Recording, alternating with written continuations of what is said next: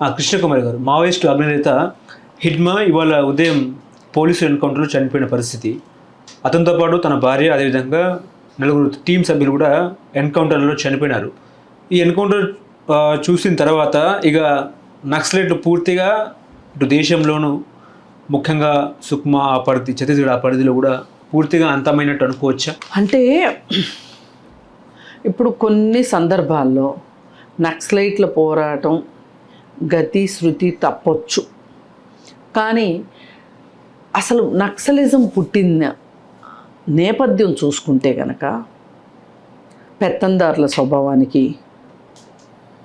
ఎదురు నిలవడం కోసం, ప్రజల కష్టాలు కడగండ్లు తీర్చడం కోసం, అలాగే సహజ వనరుల రక్షణ కోసం, ఇలా రకరకాల సమస్యలు, ఒక్కొక్క ప్రాంతంలో ఒక్కొక్క సమస్యకి వ్యతిరేకంగా ఒక ఎదురు తిరిగే నాయకుడు పుట్టాడు. మనకి స్వాతంత్ర పోరాట కాలంలో అల్లూరి సీతారామరాజు, గోండు నాయకులు, ఇలా రకరకాల నాయకులు మనకు పుట్టారు. అలాగే నేతాజీ సుభాష్ చంద్రబోసు, భగత్ సింగ్, రాజ్గురు, సుఖదేవ్, ఇట్లాంటి వాళ్ళందరూ కూడా పుట్టారు. వీళ్ళందరూ కూడా బ్రిటిషు ప్రభుత్వం దృష్టిలో వీళ్ళు నేరస్తులేగా. అలాగే మన ఇప్పుడు స్వతంత్ర భారతదేశంలో కూడా ఈ ప్రభుత్వం దృష్టిలో నక్సలైట్లు దోషులు. కానీ నక్సలైట్ల వైపు నుంచి మనం చూస్తే గనక వాళ్ళు ప్రజల గురించి ఏం మాట్లాడుతున్నారు, ఈ దేశం గురించి ఏం మాట్లాడుతున్నారు, ఈ రాజకీయ నాయకుల్లో వస్తున్న పోకడలకి గురించి ఎట్లా మాట్లాడుతున్నారు, ఈ ప్రభుత్వాలు అసలు రాజ్యాంగానికి అనుకూలంగా నడుస్తున్నాయా, రాజ్యాంగానికి విరుద్ధంగా నడుస్తున్నాయా, మనం తెచ్చుకున్న స్వాతంత్రంలా ఉందా, సామాన్య పౌరుడికి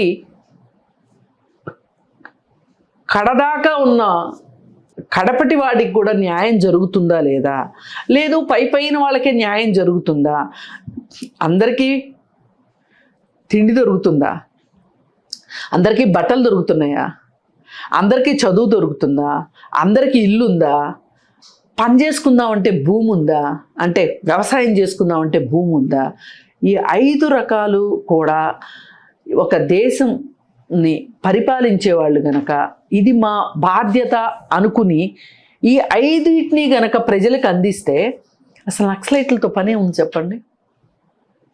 అవసరం లేదు కదా. సహజ వనరులు కాపాడబడట్లేదా? నేను ముందు సహజ వనరుల గురించి మాట్లాడతా. ఎందుకంటే సహజ వనరులు దేశం దాటి ఎలా వెళ్ళిపోతున్నాయో, సహజ వనరుల విధ్వంసం ఎట్లా జరుగుతుందో అడవుల్లోకి వెళ్తే తెలుస్తుంది మనకి. ఒకప్పుడు వీరప్పను ఏనుగు దంతాలు మాత్రమే దొంగతనం చేశాడు. ఆ తరువాత అదే కర్ణాటకలో ఐరన్ ఓర్ దొంగతనం చేసిన గాలి జనార్దన్ రెడ్డి సంగతి ఏంటి చెప్పండి? ఏం చేయగలిగాం మనం గాలి జనార్దన్ రెడ్డికి వ్యతిరేకంగా? ఏమన్నా చేయగలిగామా? ఒక ఎమ్మెల్యే అయి కూర్చున్నాడు. ఒక 18 కోట్లు వజ్ర కిరీటం చేయించి తిరుపతి స్వామికి పెట్టగలిగాడు.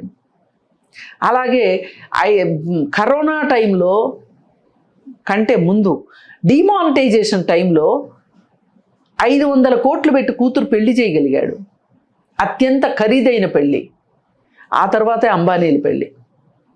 ఇన్ని చేయగలిగాడు. ఒక గనుల దొంగ, గజ దొంగ. మరి ఏం చేశారు చెప్పండి?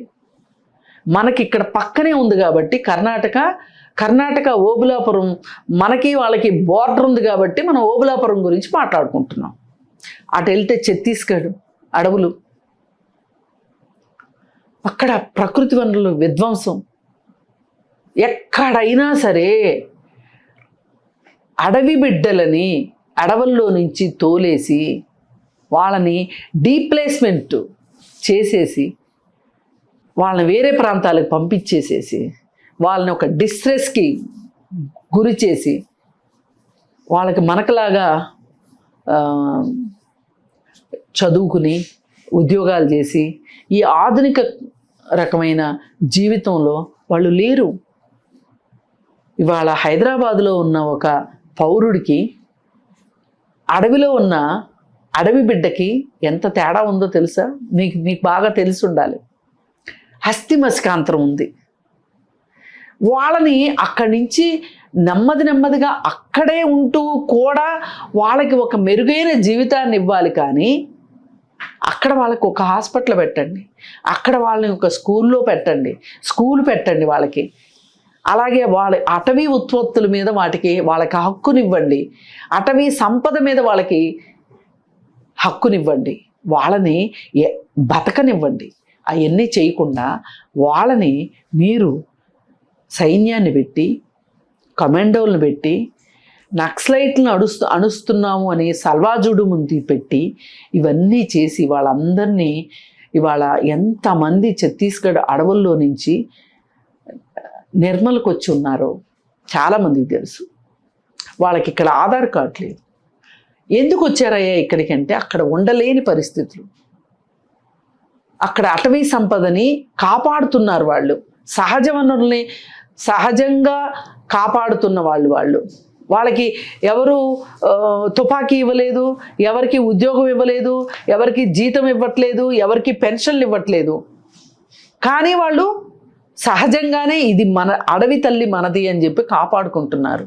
అలాంటి వాళ్ళని అక్కడి నుంచి పంపించేసేసి అటవీ సంపదని దోచుకుంటానికి, సహజ వనరుల్ని దోచుకోవటానికి మీరు ఈ దేశంలో ఉన్న పారిశ్రామికవేత్తలకి, అలాగే వీళ్ళు వేరే దేశాల్లో ఉన్న పారిశ్రామికవేత్తలతో కోటి మాట్లాడుకుని అటవీ సంపదని తరలించుకోవటానికి మీరు అడవుల్ని కబళిస్తున్నారు.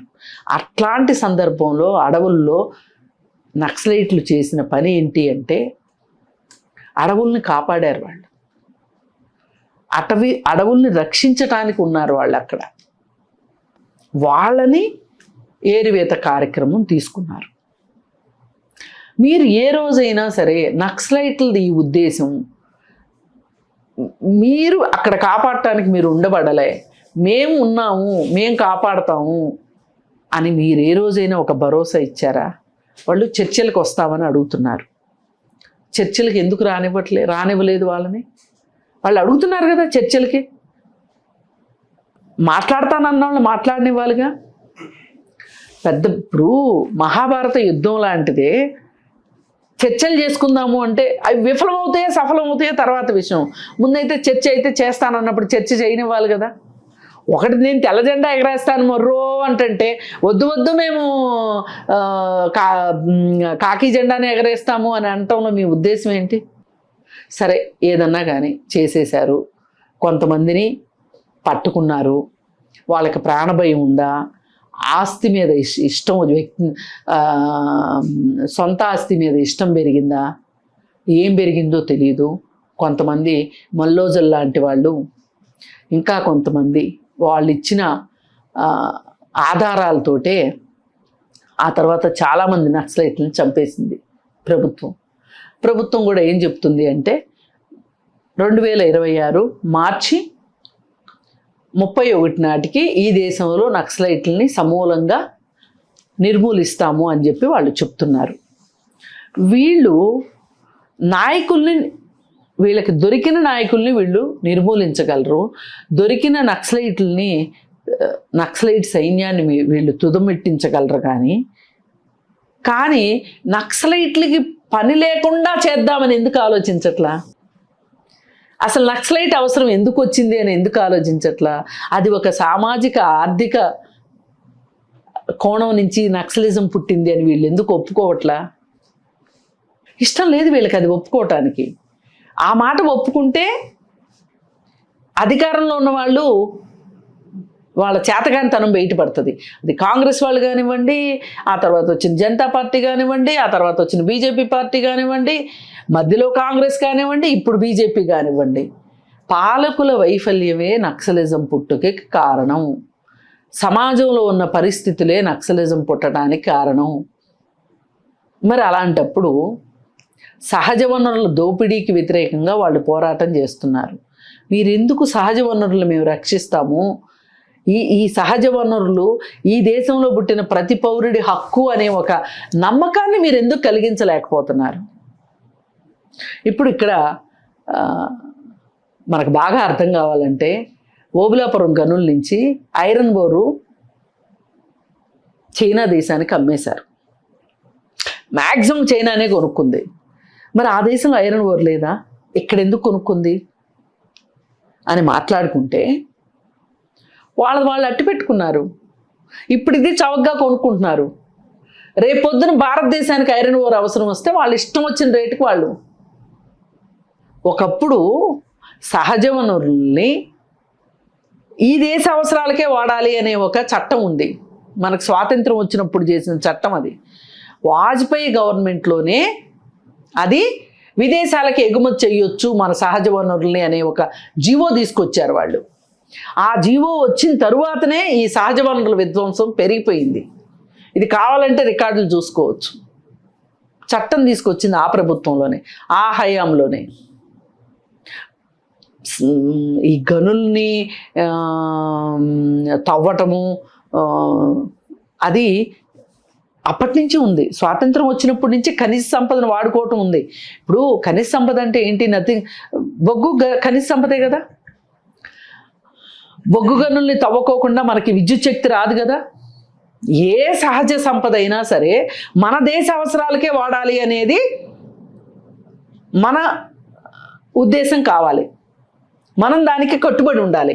అట్లా కాకుండా డబ్బులు వస్తాయి కదా, ఈ కాంట్రాక్టర్లు బాగుపడాలి కదా, ఈ కాంట్రాక్టర్ల ముసుగులో రాజకీయ నాయకులు బాగుపడాలి కదా అని అనుకుంటే గనక వేరే దేశాలకు అమ్ముతాం మనం. అమ్మేస్తే ఎట్లా? సహజ వనరులన్నీ కరిగిపోతే ఎట్లా? ఈ పాయింట్కి సమాధానం చెప్పమనండి ఇవాళ అధికారంలో ఉన్న వాళ్ళని. మీరు ఈ పని చేయకు, మీరు ఇది ఆపొచ్చు కదా. ఇది ఆపితే నక్సలైట్లకు పని తప్పుద్ది కదా. అలాగే ఒక దొరకు వ్యతిరేకంగా ఒక నక్సలైట్ పుట్టాడు. ఒక ఎమ్మెల్యే ఆగడాలకు వ్యతిరేకంగా ఒక ఎమ్మెల్యే పుట్టాడు. అంటే ఒక్కొక్క చోట ఒక్కో రకంగా పుట్టారు. కాకపోతే వీళ్ళందరూ ఒక గొడుగు కిందకి చేరొచ్చు, అది వేరే విషయం. కానీ పుట్టింది మట్టుకు ఏ ప్రాంతానికి ఆ ప్రాంతంలో ఉన్న సమస్యల నుంచి నక్సలైట్లు పుట్టారు. మీరు ఆ సమస్యల్ని లేకుండా చేస్తే కానీ మళ్ళీ నక్సలిజం పుట్టకుండా ఉంటుంది. ఇవాళ మీరు అణిచివేశామని మీరు చెప్పుకోవచ్చు, మీ జబ్బలు మీరు జరుచుకోవచ్చు, మిమ్మల్ని మీరు అభినందించుకోవచ్చు, అది వేరే విషయం. నేను కాదు అనట్లే. ఇప్పటికి చేసింది గొప్ప పని అని మీరు అనుకోండి, కాదు అని కూడా అనట్లే. కానీ మీరు ఇంకా చేయాల్సిన పని ఏంటి అంటే మళ్ళీ నక్సలైట్లు పుట్టకుండా ఉండాలి అంటే గనక మీరు చేయాల్సిన పనులు మీరు చెయ్యండి. మీరు ఇలాగే కాంట్రాక్టర్లకు తొత్తులుగా ఎమ్మెల్యేలకి ఎంపీలకి డబ్బులు సంపాదించే వాళ్ళలాగా తయారయ్యారనుకోండి, ప్రజలు ఎందుకు చూస్తూ ఊరుకుంటారు? ఇవాళ ప్రజలకి చాలా చాలా అవగాహన పెరిగింది. మంచికో చెడుకో ఈ టెక్నాలజీ ఇవాళ ఒక వార్త మనం ఒక చోట వేస్తే, అప్లోడ్ చేస్తే ప్రపంచం మొత్తం చూడదలుచుకున్న వాళ్ళు వితిన్ సెకండ్స్ చూస్తున్నారు. అవునా కాదు? మరి అలాంటప్పుడు ఒక అన్యాయం జరిగింది అన్నప్పుడు ఆలోచించగలిగే వాళ్ళు శక్తిమంతులు కాలేరా? శక్తిమంతులు అయిన వాళ్ళు ఉద్యమాలు చేయలేరా? చేస్తారు.